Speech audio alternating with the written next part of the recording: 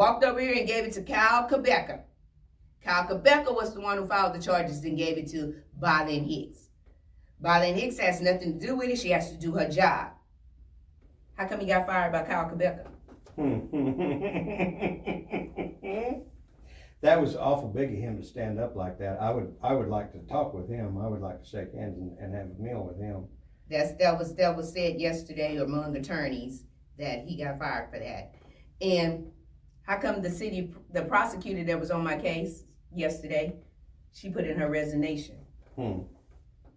But I was found guilty by a jury trial, and it was weird how that jury trial went. How do you know that those jurors don't have personal relationships with your prosecutors? Well, after or during the trial, after they saw the evidence, one of the jurors said they knew Ramsey, the man that was on the case. But see, I've seen this in these smaller towns in Oklahoma several times.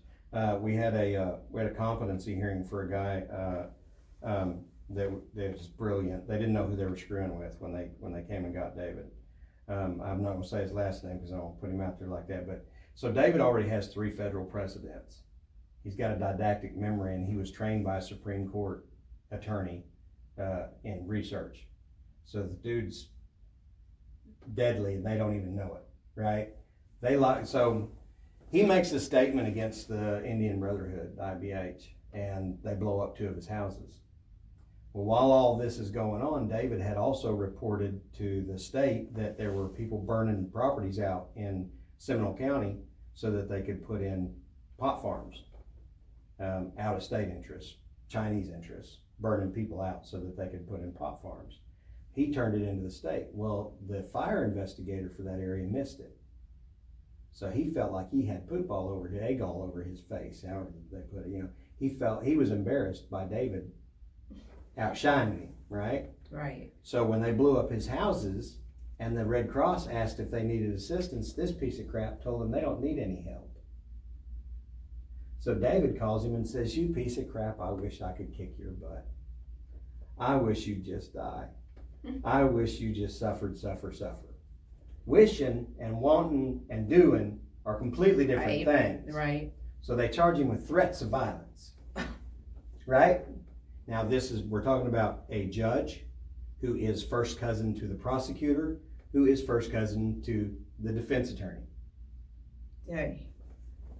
2 of the jurors go to their church, to the prosecutor's church. They found him guilty of incompetence. They found this man that knew the law better than anyone in that courtroom and presented it better than anyone in that courtroom, found him guilty of incompetence. So he goes to Guthrie and to the mental facility there, and he spends like a week, and the doctor says, "You don't belong here. You got to go home." So we go pick him up and take him home, right? And he's been out since. But you got this whole cadre of family running the courthouse, and That's what's and they're pulling juries that go to school with their kids. I mean, you know what I mean? That jury was crazy though. It was crazy. It was only one African American out of all 36 of them. 36 people, one black person and 36. And we was never going to get it the way they had them sit and how they had the jury set up. I kept telling my attorney, I said, "This jury set up." And she was like, yep. And so I was found guilty, but it was just funny that we was all sitting in the courtroom. We stood up and let the jury leave to go out and deliberate. So we all just hanging out in the courthouse, in the courtroom. Right. Where we supposed to be, in the courtroom. Mm-hmm. The judge runs back in and say, "Hey, I'm gonna have to ask y'all to get out of the courtroom because y'all can hear through the doors. Y'all can hear." Whatever. We was just looking. So we leave and we go sit in the hallway, and I see the presiding judge, Judge Meadows. He's the one that's over the court. He's coming from his office. He asked my attorney. He said, "They deliberating?" My attorney said, "Yes." He said, "What's the case number?" My attorney never answered, so I don't know if he was asking her that or the guy he was walking with. They walked in Taylor's office. Taylor's office, the courtroom is adjourned to where the jury was at. So Judge Meadows never came out. So I'm thinking Judge Meadows and Judge Gabriel was back there with the jury because they was back there for an hour. Ain't no way you could have found me guilty when the officer, the detective that signed the probable cause affidavit, said he didn't do an investigation. He did what City Prosecutor Rosenbaum said. Told him to do. That's on the stand, on the record. And then another detective got on there, the detective that's the supervisor over that detective, Marcus Ruckus. Okay. He got on there. No, not Ruck. Marcus Ruckus.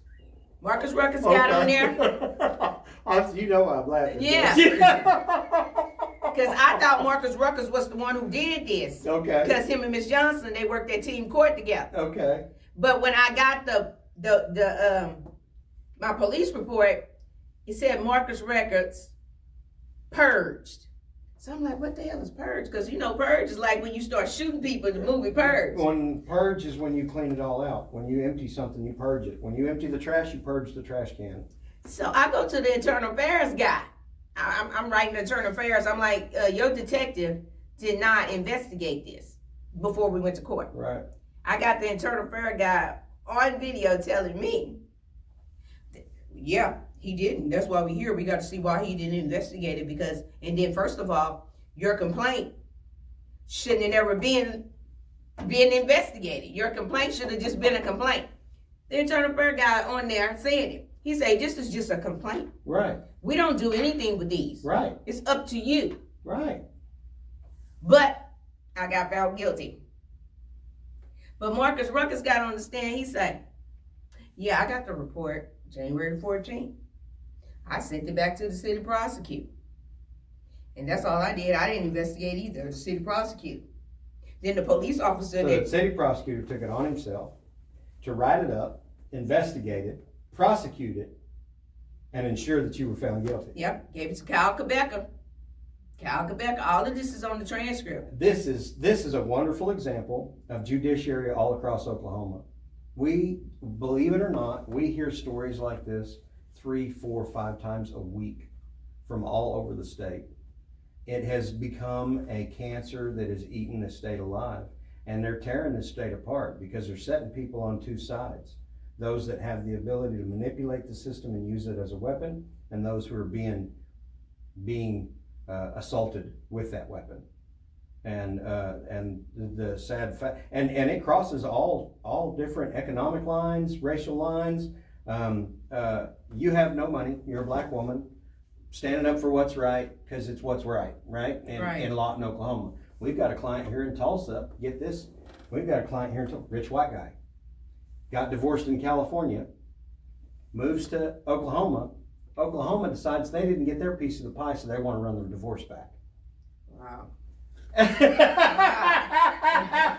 kid you not. And these people do what they want to do, and it's because they operate in the dark. It's because we don't sit down in front of cameras and share with other people that they're doing this stuff. Because I believe that the people of Oklahoma won't stand for this crap when they learn what's really going on a day-to-day basis in our courts.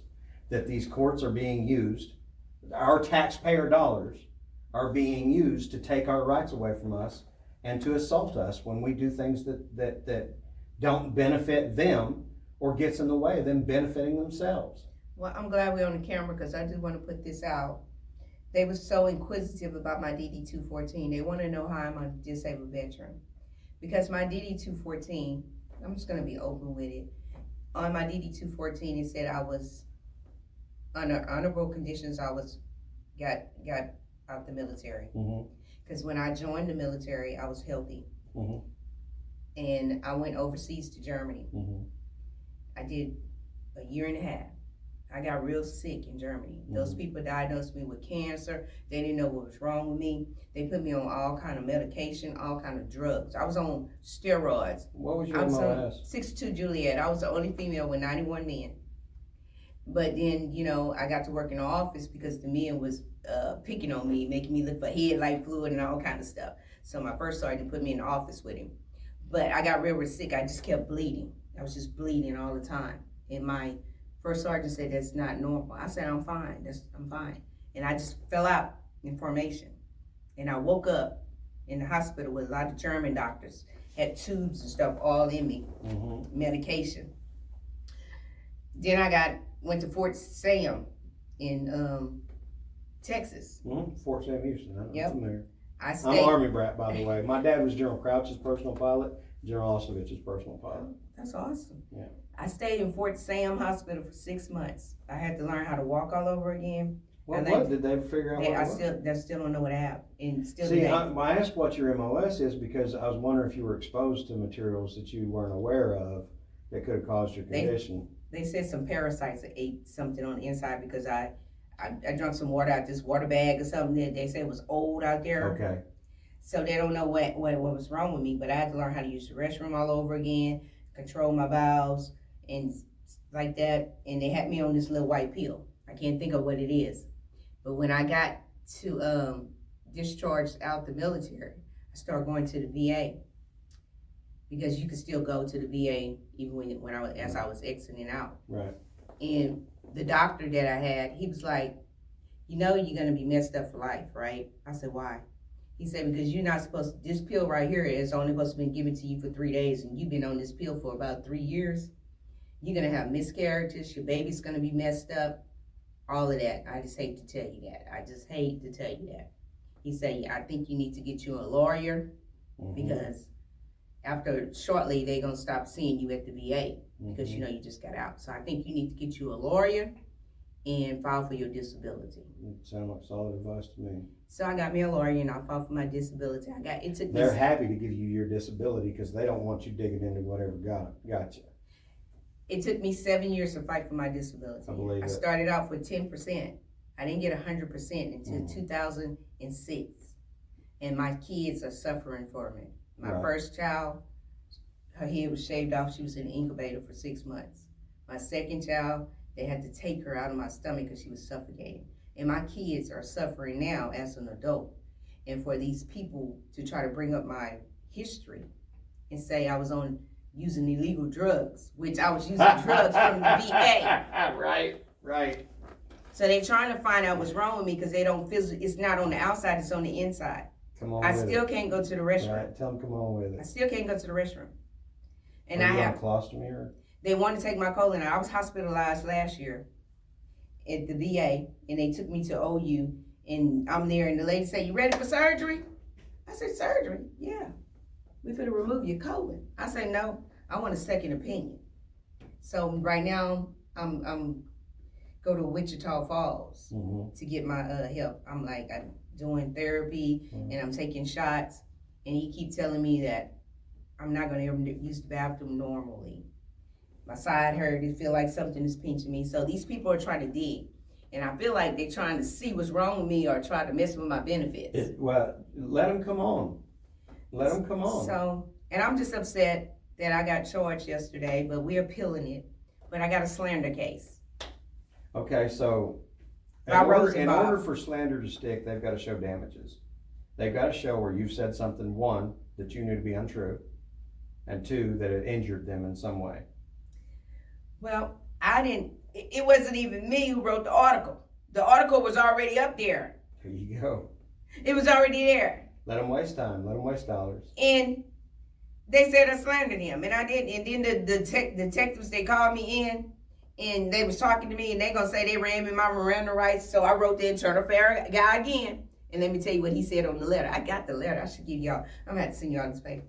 He said, "Well, it's common for officers to make mistakes and say they ran you your rights." I say people go to jail for common mistakes. That's right. That's lying. Yeah. That's lying. Yep. I agree with you. He didn't know what to say out there. He ain't wrote me. He ain't never answered me. No more letters from me. And then when the internal affair guy see me, he just turned. And chief of police see me. Turn his head.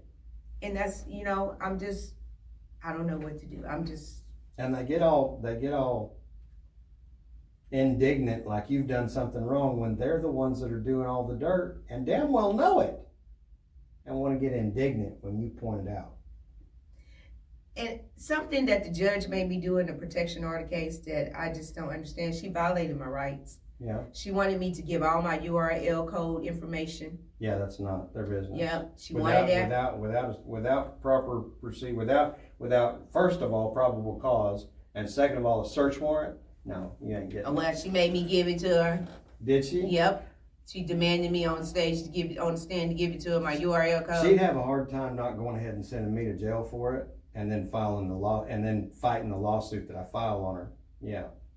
And then she put my DD 214 in, and then everybody kept asking them what they have to do with You know anything. that they've lost their qualified immunity. That if they break the law and attempting to prosecute you, you have every right to file on them. It's just hard getting attorneys to help You can't get an attorney to help you, so give up on the idea. Okay. One of the things that we have come to accept here at OAC, the Oklahoma Anti-Corruption Task Force, is that it's almost impossible to find a completely honest and completely dedicated attorney here in Oklahoma. Attorneys that we really thought we could trust, that we believed in, have proven to us that they will do as they're told when the Oklahoma Bar Association or one of their sterling members guides them to do otherwise. We have had attorneys throw cases. We've had them hide evidence. We've had them lose evidence. We've had them make shit up. It is ridiculous that at the lengths that they will go to. And I am flabbergasted time and time again at what kind of hit these attorneys are willing to take in the interest of the Bar Association. The bar, so one of the parts of their oath when they take an oath, when they get their bar card, and they sign that oath, the bar card, so they take an oath to protect the profession. So how do people... That means hiding, right. That means lying, that means making things up. How do y'all expect to win going up against these people? We do the work ourselves. So, I mean, if you got to go to the court, ain't the court gonna side with them because they the court too? We're not asking the court. We don't ask the court. We go, when it's time to go tell on them, we go tell on them. When it's time to file, we'll file. When it comes down to it, we've decided there's two things that are gonna matter. Media, the public knowing, the taxpayer knowing what these evil people are doing in the dark with their money, and lawsuits. That's it. So you have to file civil lawsuits. Yes, ma'am. Hit them where it hurts, in the pocket. But then they won't let you do it pro se because they give you the hard time. If you want to force an attorney on me, force an attorney on me, and I'll use them where I can use them. But I'm doing the work, and you can't force me to do otherwise. Because right now, it's just like having a charge on my record for something I didn't do. Right. And I don't, even though they going to the appellate court, I heard it's the only way that you get into the appellate court in Oklahoma is that you prove that you'll do what they want you to do to start with.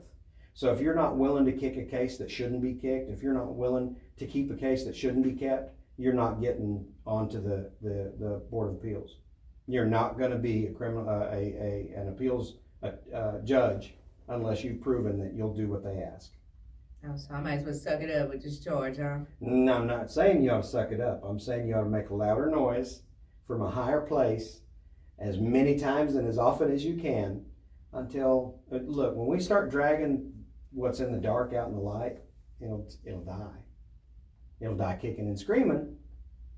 Now, I ain't saying we ain't going to get hit. We ain't going to get a few bumps and bruises and broken bones, and it's going to happen. But we can kill this evil in the light. Well, I'm going to keep fighting because yesterday I thought they knocked me out, but I got back up. I started talking. I've been telling what's going on. The judge, I'm just whatever. Just whatever y'all want to do. The truth is the truth. It's the truth. That's it. Y'all wrong. Judge Gabriel was wrong. All y'all corrupt in here. Just like I done got charged before the two officers that killed the black guy. Mm-hmm. And then they put them back on the force. Mm-hmm. And then they try to stand their ground. The judge in my personal opinion, anybody that shoots somebody that doesn't have a gun in their hand is a coward to start with. They probably shouldn't have been hired on the job. They rehired them back. I've got more knife holes in me than I've got stories for. You think I shot any of those people? I didn't shoot any of those people. I took their knife away and handled my business. So,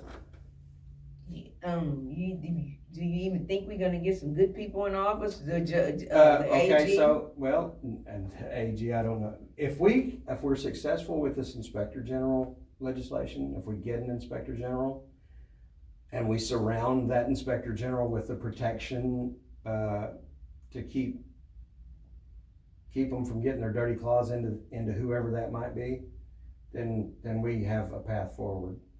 That's what Mr. Downey is doing? So, Tanoa. Yeah. Love Tanoa to death. Yes. So, Tanoa's absolutely right. His argument is unassailable.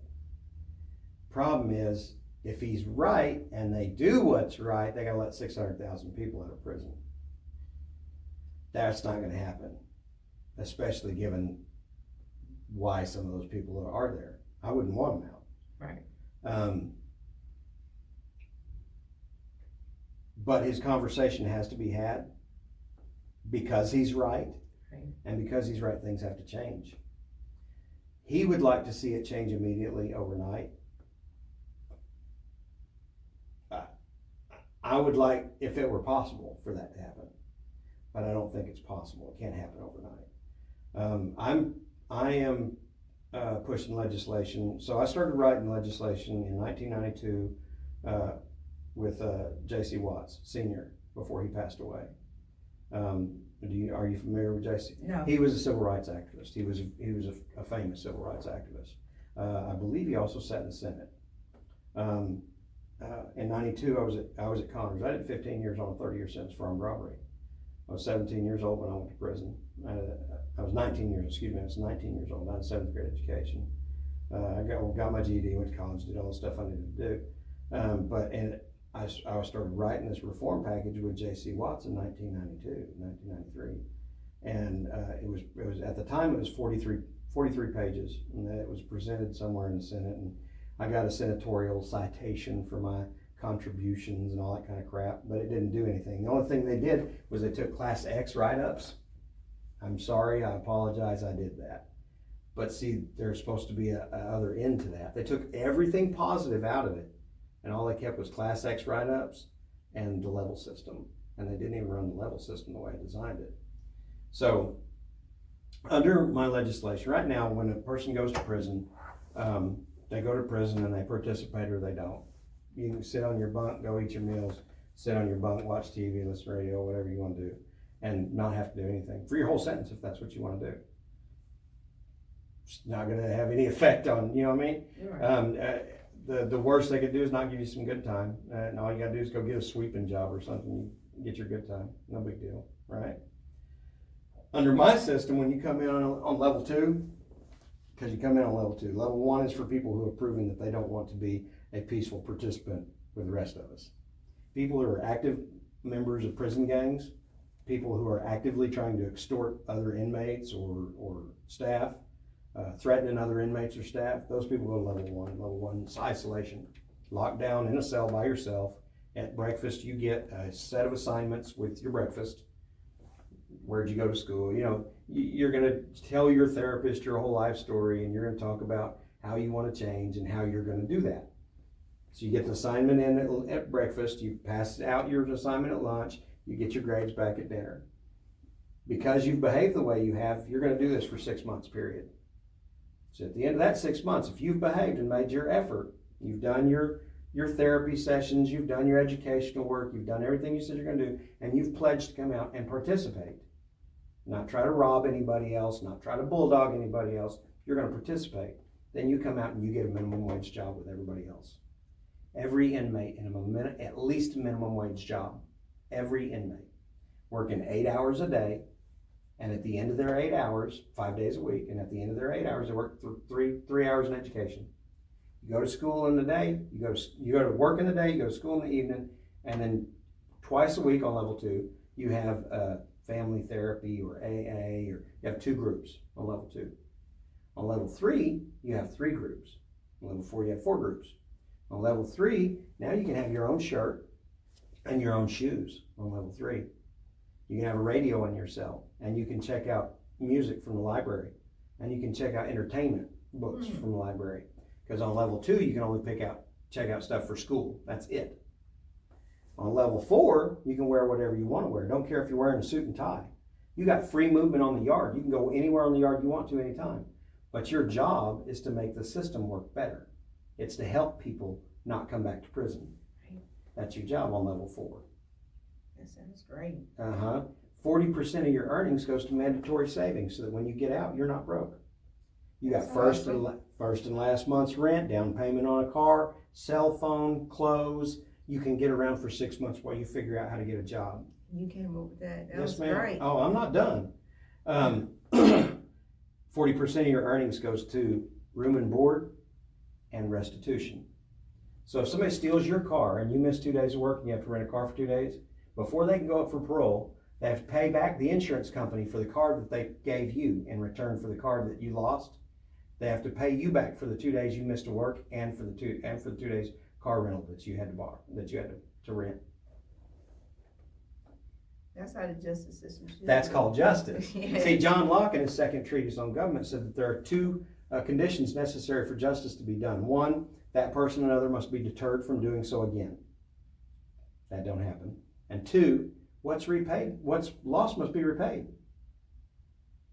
Well, you rehabilitating. That's what it's supposed to be. I'm creating anyway. new habits. Yes. Rehabilitating. And I do that by making them work a job 8 hours a day, Give go them- to school 3 hours a day, give and them pride. participate, that's right, and participate in their political life. Because every institution is going to have inmate council elected by the inmates who go to the liaison of the state representative and the senator in that area and meet with him once a month to let them know what their concerns are. So they get used to participating in the political process so that when they get out, they continue to participate in the political process. That's awesome. That's just part of it, because we've got the staff incentivized from the bottom up. But that's like giving them pride. Yeah. Giving them, because they And just you're throw paying- you in the cage. And you're just paying leave it there. back what was lost. That inmate, not me, not you, Right. which pisses me off to no end. How is it that he can go steal a car and I have to pay for it? Wow. That makes no sense whatsoever. But if he goes to prison and gets a job and learns how to work that job and pays back that car he stole, he's got every right to come out of here with his chest stuck up. Sure do. He paid it back. He's got money. He's got an identity. He's got an education. Now he can go out and get a real job and be part of society. Wow. It's amazing. Because, I just know because I have some people that's That's been how we change incarcerated. it. That's how we change it moving forward. We build something better. People have to quit complaining about what's broke and start building stuff that ain't. Yeah. That's great. It's just amazing because I know a lot of people I've been working with Louisiana Prison Wives. Mm-hmm. I've been having an organization, so I've been doing this for a while. And I just hear a lot of people saying, they just put them in the cage and just leave them over there. I like your idea. I love that. I think that when I start telling the public about this idea, they're going to demand it. Yes. You mean I get paid back for the Christmas they stole? Think about the insurance companies. You mean inmates are going to have to pay back for the payouts we make? Wow. Circle just goes back. That's That's a good one. Well, then you need to go after that councilwoman that used that money for that Mhm. bogus crime. Mm-hmm. So when you file civil suits, you do it in the federal court? There are state civil suits and federal civil suits. There are different ones. Now, when you start getting into class action, that's federal suit. That's when you've got a whole group of people affected. All the citizens of Lawton have been misappropriated from. They paid tax dollars that they voted for a specific reason, and that reason did not include the city manager hiring security people because they don't like a citizen in their constituency. That's misappropriation of tax dollars, and that's a federal lawsuit. That is a class action lawsuit that affected every citizen of Lawton. And they John Ratliff, them Ratliffs again. Mm-hmm. They got the Cobra refinery. Okay. So as a Native American, she's been speaking out too. She's an advocate. They filed a restraining order against her in the same court with Judge Gabriel. Judge Gabriel is the token Okay. for these restraining orders. Judge Swan signs off on the warrants Judge Gabriel does the protection orders. Okay. So So what we need to do is get 10 or 12 people that he's filed bullshit protection orders on, that he signed them on, and tell the stories right here in this room, put them all in one video, and put it out there. I need to get Miss Eleanor to come because her protection order got dismissed. Mm-hmm. But she got a criminal charge pending because they said she talked about it on Facebook, so they charged She her. has the right to do They so. charged her with Was she violating the protective order. Did because- the protective order gag her? She didn't have a gag order. They just told That's see, she needs to come tell her story. She sure do. When we have these abhorrent violations of rights of their authority, where they're overreaching their authority, we need to put it on video and let people out there know that this is going on. The only reason I believe this with all my heart, the only reason that this kind of crap continues to go on is because it goes on in the dark, because nobody knows they're doing it. I don't believe that citizens would stand for this crap if they knew it. And the crazy part is she just put the court documents up there. Already public record. Yes. Okay, so our Casey Hunt, our leader, our fearless leader, she's been threatened in the same way. She just shared her court They documents. threatened to file on her for sharing court documents, open records, court documents that are already part of the public record. And how are you gonna file? How are you gonna charge me with making public what's already public? So she's kind of concerned right now because she seen me be found guilty. She like, Right, oh man, they just keep coming for all the advocates. right. And it's the same people that sit on the council, and there's nepotism, and they giving the money. When you look at, okay, we deal with a lot of family cases. When you look at these family cases, you see the same people involved. Becky Murphy, Scott Johnson, what's that other lady's name? Anyway, these same actors again and again and again. You got people like Scott Johnson who are constantly representing the bad guy. They're constantly representing the molester and constantly winning. They bully the courtroom. The pattern of behavior that they have developed is you can sit and watch it. You can watch them come into the courtroom and predict exactly what's going to happen and watch it happen, because we know how they operate. And it's happening all over the state. You know, we've got our group here, this Scott Johnson, Becky Murphy, what's that other lady's? I can't remember her damn name. You got judges like Ludi Leach that do whatever the hell they want to do, regardless of the law, because that's what they were told to do. Yeah, like I see in our DA, Kyle Quebeca, the court is a court of law. He comes out of his office holding his dog, his poodle. How you? I just didn't understand that. This is where this building affects people's lives. So you got time to up here. If I can't bring my dog in, you can't bring your dog in. So you got time to play with your puppy while you up here Right, messing with people's lives. right, I just couldn't understand that. right. Just come out with the dog in his hand, just because after they found me guilty, they was all in the elevator. Yeah, big case, big Tee-hee case, and big yeah, case. right. Like it was funny. Right, yeah. Like to them, to them it's a game. you just affected my life with this charge. I did not do this. Right. So They don't care. I'm not even gonna tell the police nothing. If I see a crime, I'm not gonna tell them. I'm not talking to y'all. And this is the and see, people don't understand how this disease is eating our society. And you just pointed it out. You just said that thing at the very bottom of everybody's heart and soul. If I can't trust them because I've been treated this way, how could I trust them to take anything to them? How can I trust them to protect me or my family? That being the case, now what do I have to do? I have to take justice into my own hands, because they can't be trusted to do their freaking job. That's how it dissolves our society. Because when they're not doing their job, we have to do it. But then I can't go to the police department anyway because I got to stay away from Rosenbach. So And I'm see, not protected at all. I don't see how that can be legal. I do not understand. You cannot bar someone from emergency services. Come on now. Judge Warren said it. Just because a judge says it don't mean it's right. A bunch of these judges are way out of line. All right, well, so this was a preliminary interview. Yes. This would be the first probably of many. Yeah. But we'll let our editors tear into what we've got so far. I'm gonna go ahead and turn this off and we'll stop and we'll go down and bullshit for a while. Let me see how there we go. All right, saving the recording. So I have a question. Maybe you Hour can and answer. 5 minutes.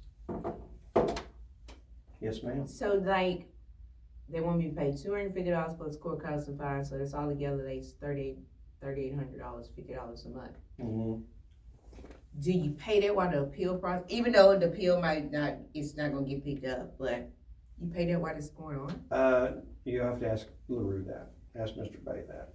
He knows the procedural stuff better than I do. I deal with the theories and strategies.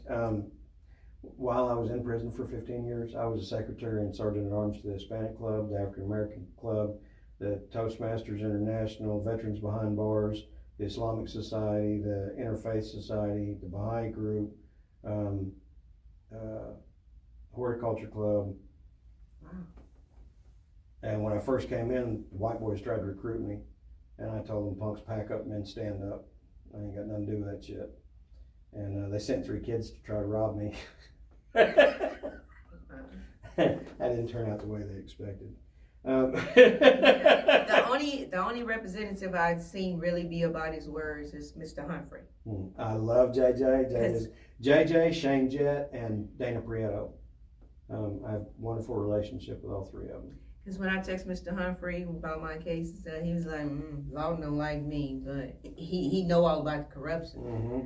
He's like, I might be running for governor, so I hope so. I hope he does. God, I hope he does. Or even lieutenant governor, and that's what we were. Now, David Ballard might be running for lieutenant, and JJ might be running for governor. And if they do, I'm going to give them all the support I can. I don't know who they We're trying to get rid of David Ballard as his chief investigator.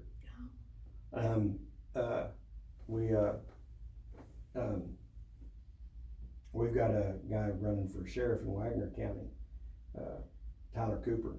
So the sheriff in Wagner County right now, Chris Elliott. I actually called myself being friendly with him for a while.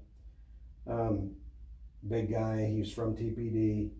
He's been in a dozen fights over his gun, somebody trying to get his gun from him.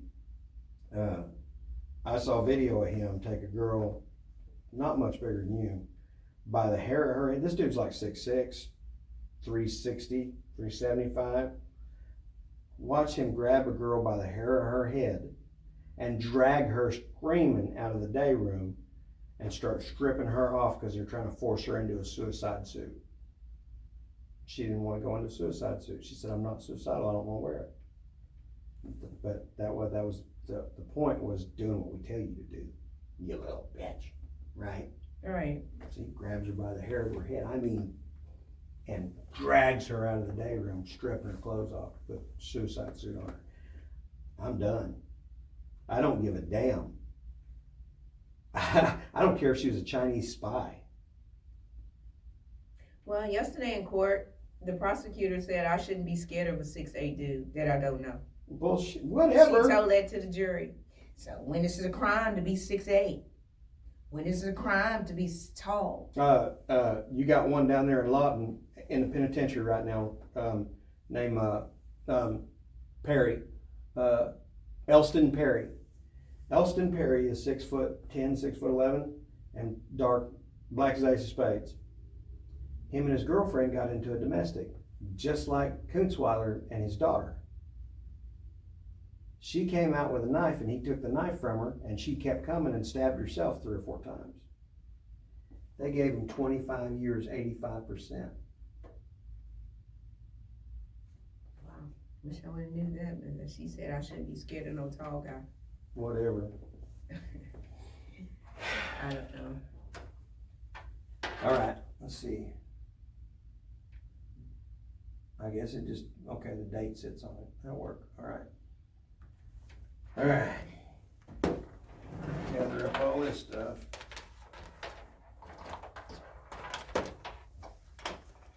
And I'll meet you back down at the office. Okay.